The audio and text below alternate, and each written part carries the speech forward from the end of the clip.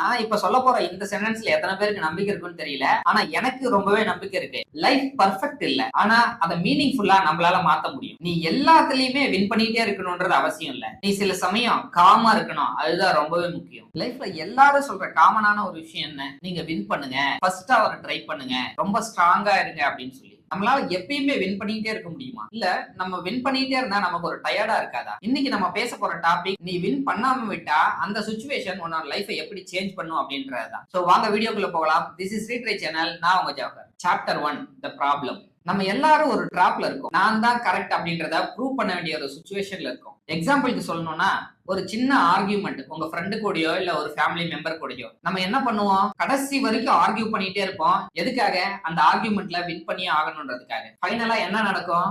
ஆர்கியூமெண்ட்ல win பண்ணிடுவீங்க. ஆனா அந்த ரிலேஷன்ஷிப்பை லாஸ் பண்ணிடுவீங்க. இப்ப நீங்க வின் பண்ணது ஒர்த்தா இல்ல இந்த ரிலேஷன்ஷிப் லாஸ் ஆனது ஒர்த்தா?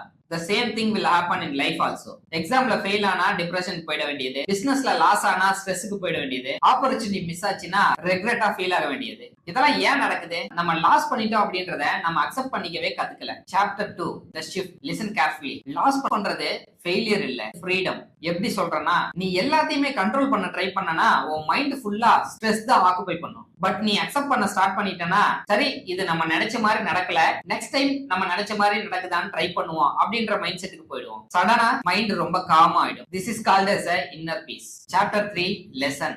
லைஃப்ல ரெண்டு டைப் ஆஃப் வின் இருக்கு. External win which is money and status. Internal win which is peace, clarity and happiness. External win கிடைக்கலன்னா தான் நீ பிரேக் ஆவ. அமைதியாவும் ஹாப்பியா இருந்தனா ஈஸியா உன்னால இன்டர்னல் வின் அடைய முடியும். அப்போ உன்னை யாராலையும் பிரேக் பண்ணவே முடியாது. லாஸ் உனக்கு என்ன டீச் பண்ணும் தெரியுமா? ஈகோவை கண்ட்ரோல் பண்ண, ரியாலிட்டி அக்செப்ட் பண்ண, அப்புறம் உன்னோட பெர்ஃபார்மன்ஸை இம்ப்ரூவ் பண்ண. அதனாலதான் சொல்றேன், லாஸ்ன்றது growthக்கு ஈக்குவல் ஆனது. Chapter 4, real life story. ஒரு பையன் தன்னோட கடைசி செமஸ்டரை ரொம்ப கஷ்டப்பட்டு படிக்கிறான்.